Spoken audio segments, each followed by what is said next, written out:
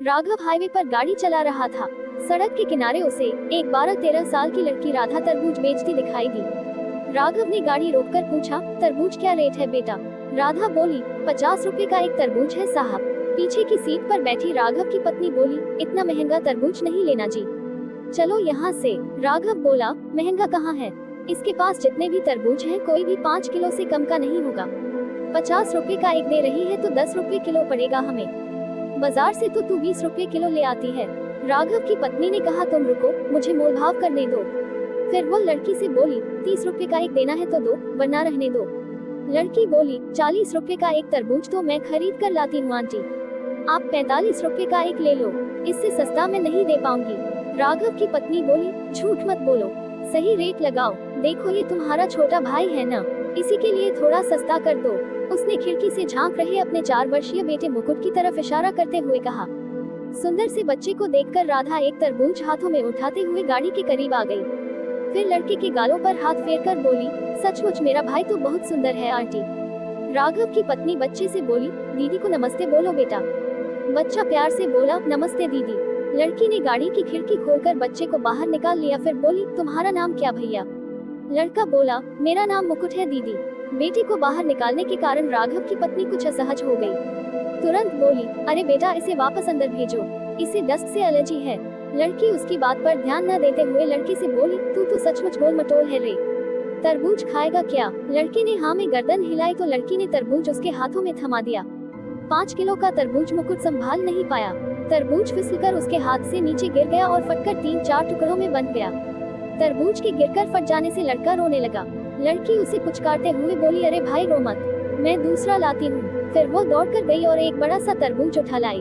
जब तक वह तरबूज उठाकर लाए इतनी देर में राघव की पत्नी ने बच्चे को अंदर गाड़ी में खींचकर खिड़की बंद कर ली।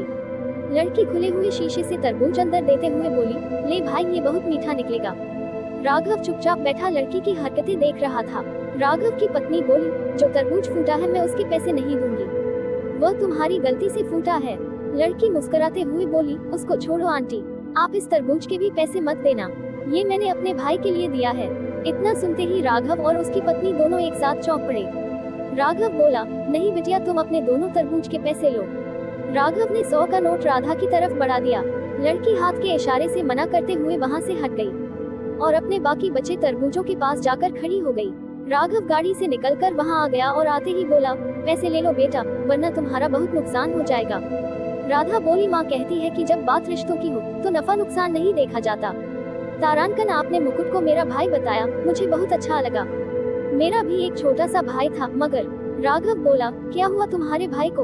वह बोली, जब वह 2 साल का था तब उसे रात में बुखार हुआ था। सुबह माँ हॉस्पिटल में ले जा पाती उससे पहले ही उसने दम तोड़ दिया था।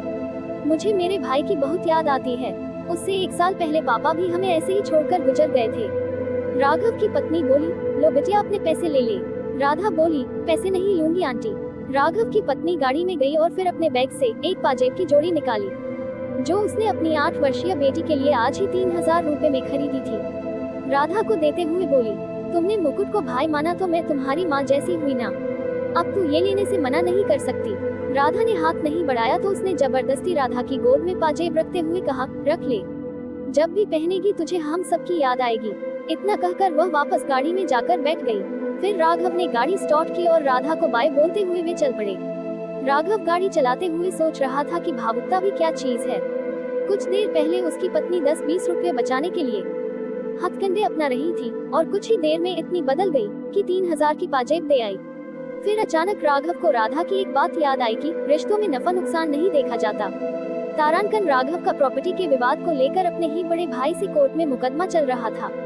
उसने तुरंत अपने बड़े भाई को फोन मिलाया।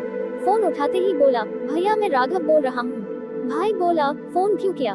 राघव बोला, भैया आप वो मेन मार्केट वाली दुकान ले लो, मेरे लिए मंडी वाली छोड़ दो, और वो बड़ा वाला प्लॉट भी आप ले लो, मैं छोटा वाला ले लूंगा। मैं कल ही मुकदमा वापस ले रहा हूँ भैया।